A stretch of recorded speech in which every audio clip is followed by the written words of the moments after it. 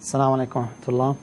Welcome to the Fiqh class. Today, inshallah, we will discuss a few issues in addition to what we mentioned last week. First, we will start with what we call khiyar al-bay'. The khiyar means the option in selling. What do we mean by that? We mean that you are given the right of option to move on, to seal the deal, or to cancel it after the transaction is already done. The choice during the transaction. Now, we mentioned that there are few transactions which are forbidden. However, the rest of them are halal. So let's say you are doing a transaction which is halal. Do you have the option to stop it, to cancel it, or not? That's what we will talk about today, inshallah. The buyer and the seller, they have both the right to cancel a transaction within 3 days, if they agreed on that.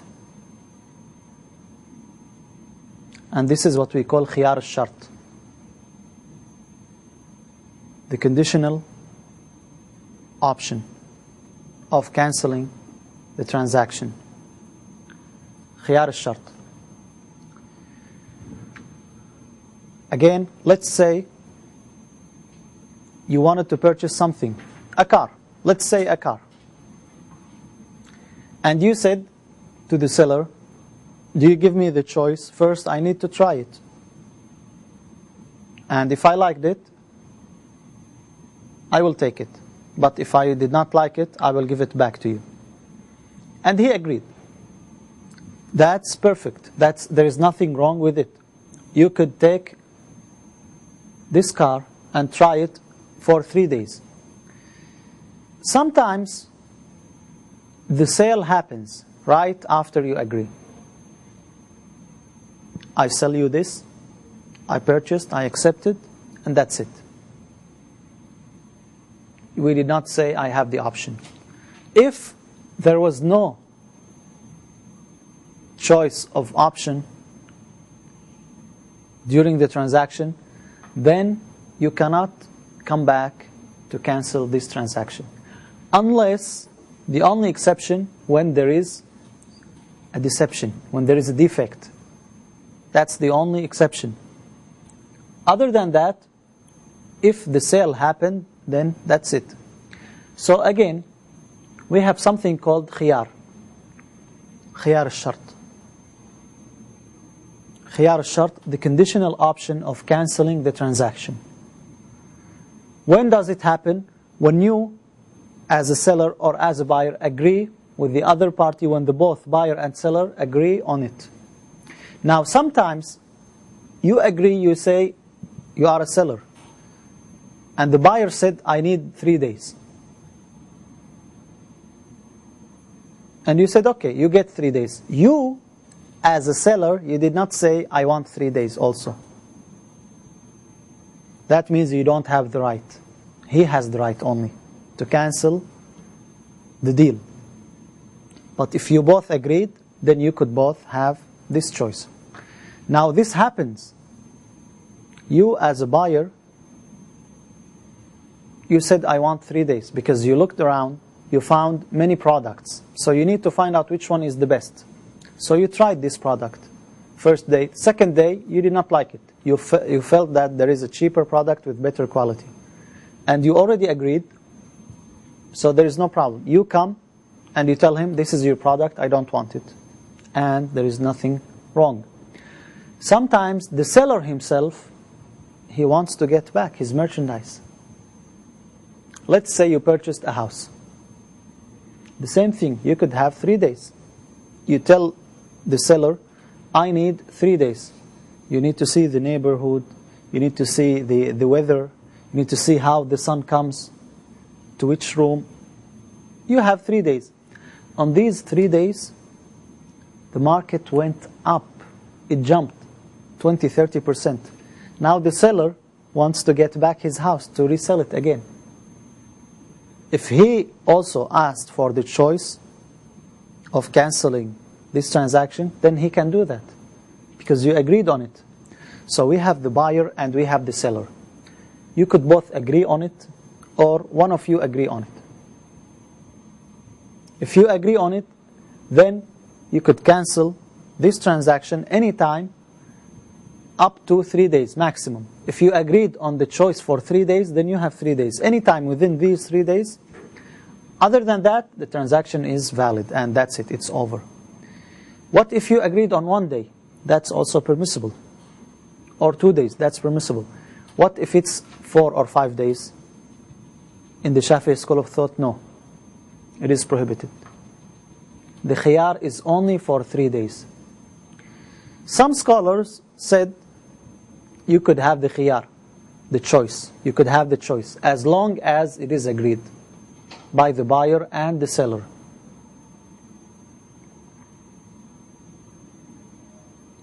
What's the essence, or what's the proof that it is permissible to have the choice?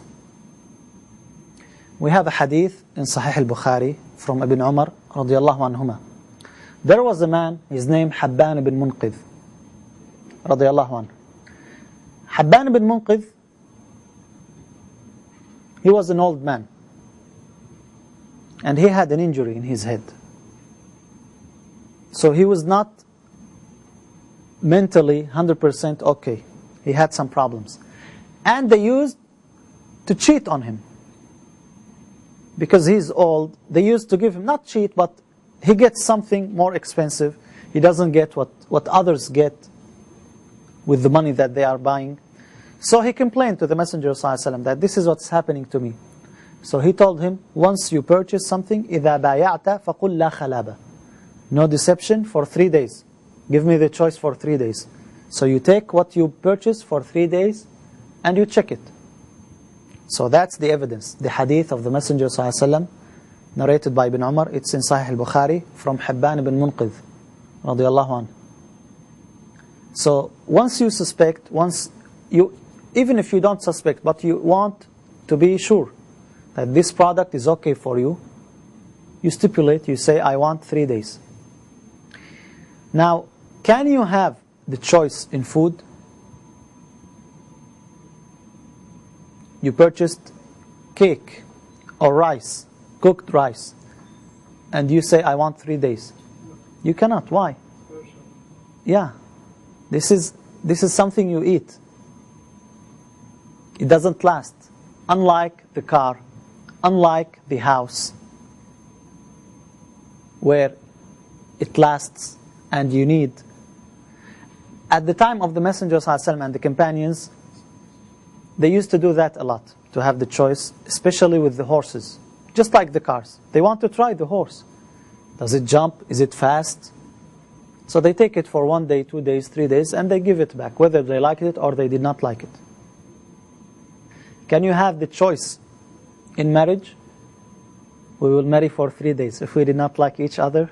Because marriage is contract, right? Right? So there are some transactions that you cannot have the choice. Now some schools of thought, they said it depends on the product you are purchasing. So you could go beyond 3 days. That's the opinion of Imam Malik rahimahullah. And nowadays maybe that's how you could say warranty is accepted.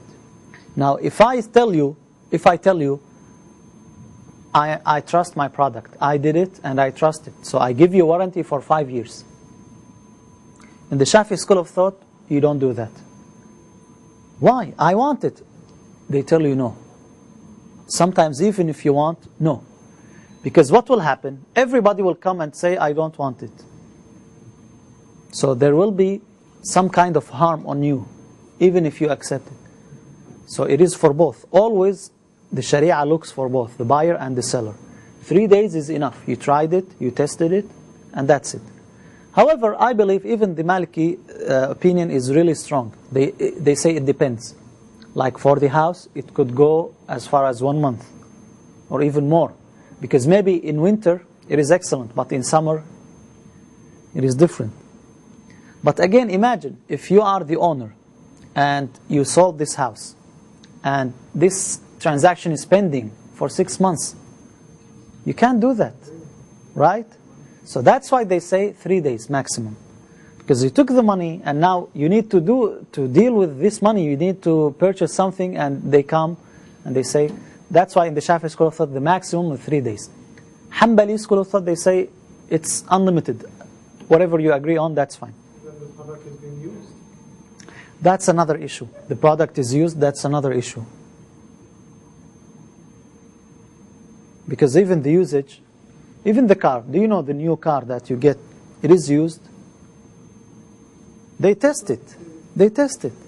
The plane, you know the plane, it flies I don't know how many thousands of miles before it's ready to. So everything is like that. But the choice, when you take it, it is for 3 days. So that's what I want you to know. I want you to know that in the Shafi'i school of thought, there is a choice of selling. I saw something and I liked it, and I told you, I will purchase this from you, but you give me the option for 2 days. Then if I brought it after 2 days, and I tell you I don't want it, you should not say why, or no, you said you will take it. Since you agreed on the choice, from the beginning, if you don't, you say no, whether you purchase it or not. Because sometimes you cannot give this choice also. Sometimes there are many people, 5, 6 people, and they all are looking for it. And someone came and said, I want it, but maybe I will return it. You can tell him no.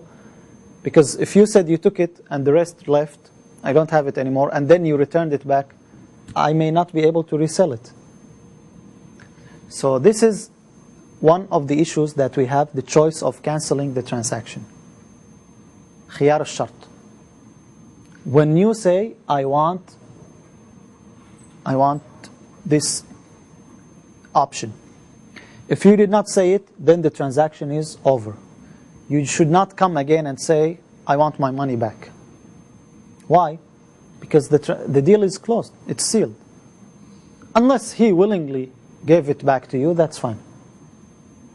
Because in essence, when you say, I agree, I pay, I accept, that's it.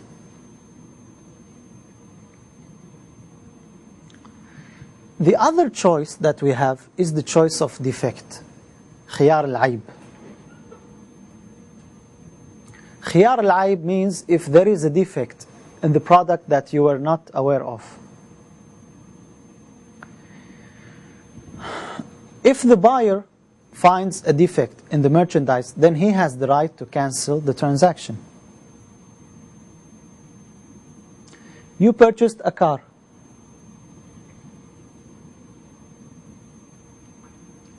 And that car, as you purchased it, it should be 2006. You found out that it is 2003. You purchased it as full 4-wheel drive. You find out it is 2-wheel drive. Now actually this is not accurate. No, this example, forget it. This example is about, the description is not like, but when you find something as it was described to you, but there is a hidden defect in it. Like the car, let's stick to the example of the car, the transmission. Everything looks fine, you use the car, but once you reach 60 miles, the transmission does not work properly. The car stops, or it is shaky. Now this is a hidden defect, because you are unaware of. So in this case, you could ask for the return, or you could ask for money because of that defect. Now the car, the value of the car is less because of that defect. So you have the option. The seller cannot say, no, I already sold you the car because there is a defect. You purchased a car on that description.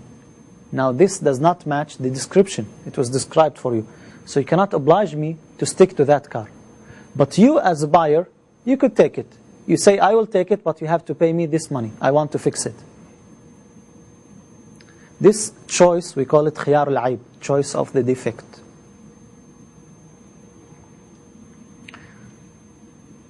If you know about the defect, yet you don't say anything, which means you are pleased with it, you cannot come later on and say, I want compensation, or I want to cancel the deal.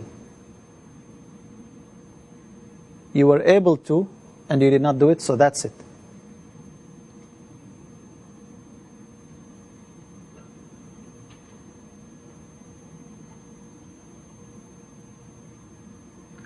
You purchased a laptop, and the processor was Centrino, but you found out it is Celeron, and Celeron does not work as Centrino. And you said, okay, whatever. Then after 2 days you said, you know what, I don't want it. That's not good. You cannot come and say, I want compensation. The processor is different than what I was told. Because you knew and you did not say anything. Why is this? Why don't you have the choice afterwards? Because again, that will harm the seller. At the beginning, yes, you were unaware of that defect. So Islam tells you, you have the right when you know about it. But once you know and you don't say anything, you by yourself, you removed that right. You dropped that right. So you cannot ask for it again. Okay? Is this clear? Now, this is very disputable. Oh, you sold me something with a defect. No, there is no defect. Yes, there is. So we need to define what constitutes a defect. Because otherwise, now especially this happens with the used products. Now the new products, you know, they are new, so everything is okay. And if there is something wrong, it's very clear.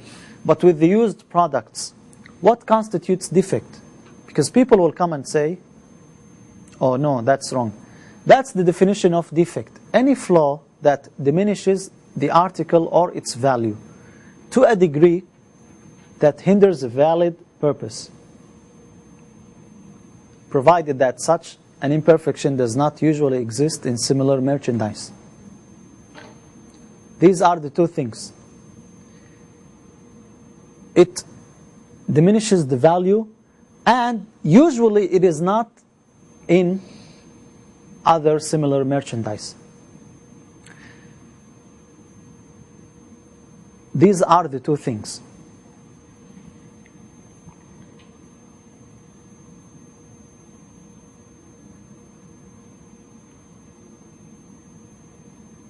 I'll give you an example. You purchased a book. What do you expect to see in the book? Text, papers and text, right? Now what's the main purpose of book? Read, right? So if the text is clear and everything is fine, if you open the book and after page 260 you found 280, how many pages missing? 20 pages. Is this a defect or not? Yes, it is. So do you have the right to return it? But what about if all the books are like that? Yes. Yes. Now the other thing, you open the book, everything is okay. On page 281, there is a black line here, small black line, or the paper here is a little bit extra. Is this a defect? No. No. So if you come and you say, no, I want a refund, the seller has the option to tell you no. That's normal. Because it is normal. Yes, you may say some books do not have it, but many books have it. This happens when they cut the papers, and it doesn't affect the value of the book. The book is still the same. It does not diminish its value. Okay? So, another example. You purchased the car, everything is fine, but there is a gas leaking. Usually, it makes 50 miles per gallon. But because of the gas leaking, it makes 25 miles. Is this a defect or not? Not where? Why? It's cheap. Is this a defect or not? Yes, it is. It is a defect. So you can return the merchandise or ask for money, compensation, because it affects the car. If you tell someone, I will sell you the car, but it has gas leaking, would the price be the same? Of course not. You purchased a cow. Now, why do you purchase a cow? To drive it, to go from point A to point B. The cow. The cow? Yes. Slaughter it, milk, cheese, right? But you purchased that cow and that cow did not have a toe. Or there is a tooth broken. Is this a defect? Well, you can't slaughter it in.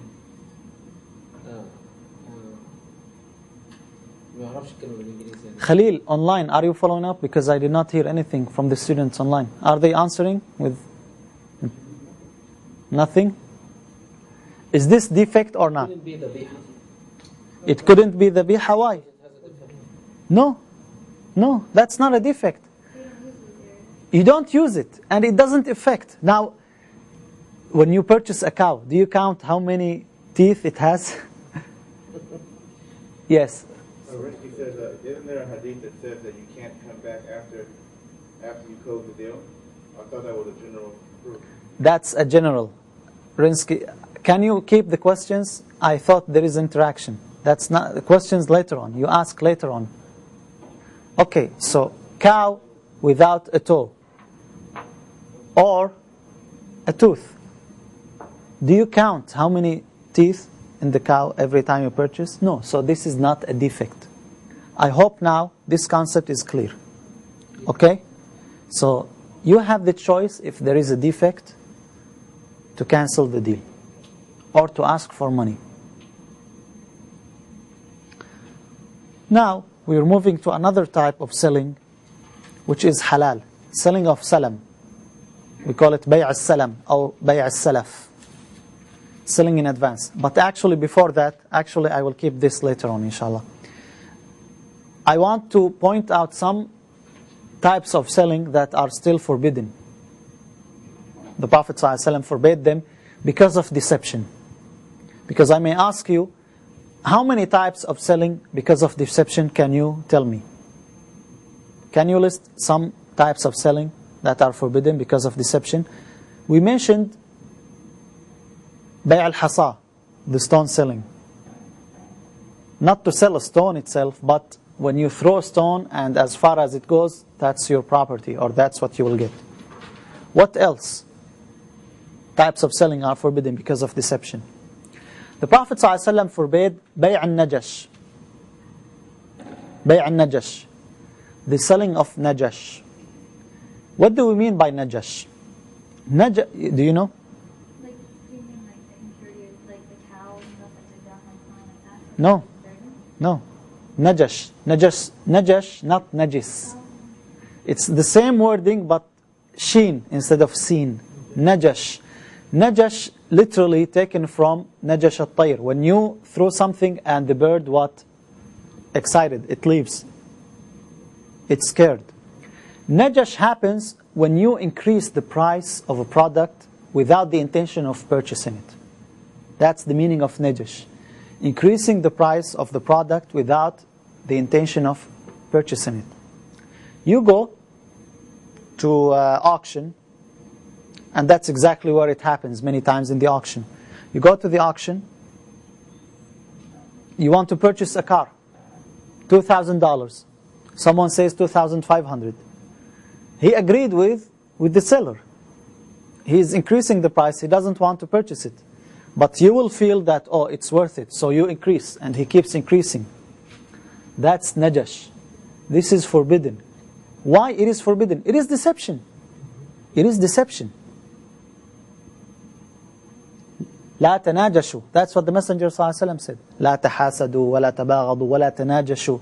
Do not increase the price to cheat But can you increase the price if you want the product? Of course. I want this product. Can you increase the price over the price that was given by your brother? I came to you, you are a seller. And I told you, I will pay $10 for this book. Can someone come and say, I will pay you $20 for this book? Can? Then how the Prophet ﷺ said, وَلَا يَبِعْ بَعْضُكُمْ عَلَى بِيعِ بَعْضٍ. Let not one of you sell over each other. As long as the deal is not closed, then you can. But once you tell me, I sold it, the third one cannot come and say, I will pay you 20. That's forbidden. The same thing with engagement, with marriage. Someone proposed to a lady, to her family, and someone else came. If this family gave an answer to the first one that they are considering his proposal, no one can come and say, I want also to marry her. That's forbidden. But if they rejected him, then yes. So this selling is prohibited, selling of najash. If it's question later on. What's the comment? It's called shield bidding. Shield bidding. Shield bidding? SHILL. That's what's called in English. Shield bidding? They call it What is the price in auction? Yeah. to use crowd psychology. Yeah, this is forbidden. Another type of selling which is forbidden, the Prophet ﷺ forbade it because of deception. وَلَا يَبِعْ حَاضِرٌ لِبَادٍ. Or وَلَا تَلَقُّ الرُّكْبَانِ. تَلَقِّ الرُّكْبَانِ means meeting the caravans outside the market and asking for their product. How this happened? تلقي الركبان. You have a caravan, or you have a car, a truck, filled with fish, and you're going to the fish market. On the gate, two people came to you and they told you, you know what? The market is down today. It is horrible. No one is there and lots of fish, but we will help you. We will purchase it from you. And they said this because they want your fish to make profit out of it. And you say, oh, okay, I will sell it for you. Now, legally here, in the secular law, that's a transaction. You agreed and they agreed. Islam tells you this is forbidden. It is haram. Because you deceived the seller. The seller thought that the market is really down and there is lots of fish, while you used him. That's what we mean by تلقي الركبان. You wait outside, you see people coming with their products, and you purchase it with a lesser price to make profit. Because this will not happen without cheating on them. Because if they went straight and they saw the market, then they won't give it to you. They will sell it with their price that they expect. So you don't come and say, oh, they agreed. Islam forbade that. Why? Because it is a deception. تلقي الركبان. Talaqi means meeting, receiving, waiting for the comers, outsiders who are coming. Also, the Prophet ﷺ forbade one type of selling called the selling of the resident for the visitor. A visitor comes with merchandise. He doesn't know the market, but you know the market. He wants to sell and leave. In Arabia, they used to have this type of selling a lot. The Bedouins, they don't reside in a specific place in the city. They come, they sell, and they leave. They want to leave quickly. So the Prophet ﷺ forbade the residents from coming to those and taking their merchandise and telling them, we will sell it for you. So the resident becomes what? Commissioner. He becomes a commissioner for the Bedouin. The Prophet ﷺ forbade that also. Why? Because it will increase the prices in the market. Now the Bedouin, he wants to sell his product for a price, he wants it, and he doesn't want to stay for a long time. So most likely he will sell it for cheaper price. Now when you as a resident, you know the market very well, you will cause the price to be increased. You tell him, give me your product and I will sell it for you. The Prophet ﷺ said, no. Let people get the provision of Allah subhanahu wa ta'ala from each other. Does that mean commission is haram? No, it's not haram. But in that case, in that description, it is haram.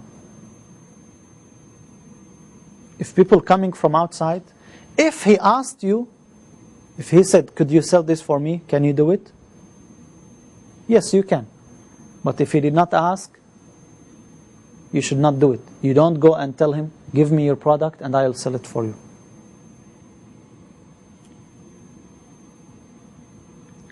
Now, we will stop at Bay' al-Salam.